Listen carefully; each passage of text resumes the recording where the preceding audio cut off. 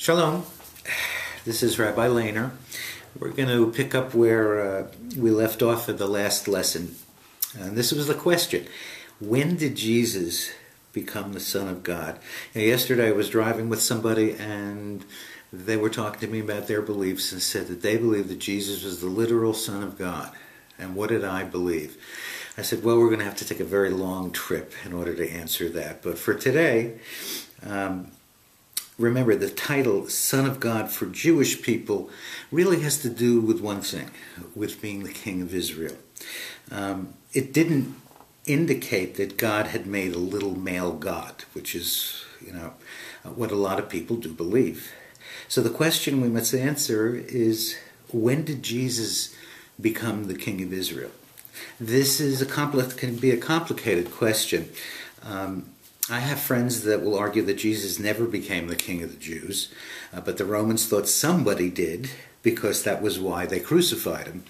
According to all four of the Gospels, there was a sign placed above the cross that read King of the Jews written on it. The first books of the New Testament were written by Paul. Saul was his Hebrew name. Therefore, he was the first to provide an answer to this question. There seems to be a good chance that Paul's answer may have been a major reason that the other Gospels were written.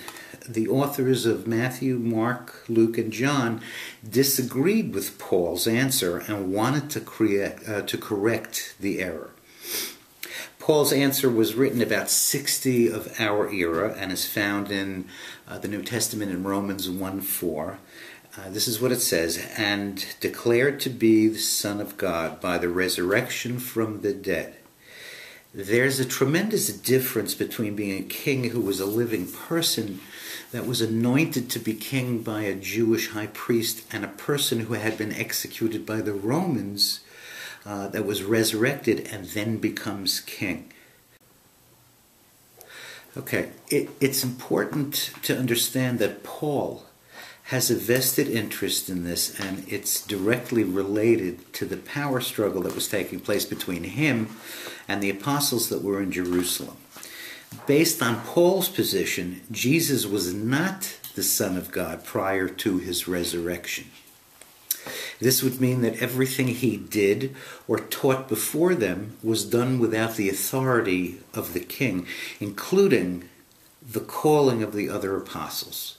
It would mean that the only apostle appointed by Jesus,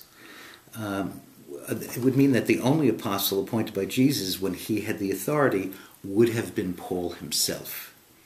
It would also mean that the other Gospels in circulation at that time lacked authority as well.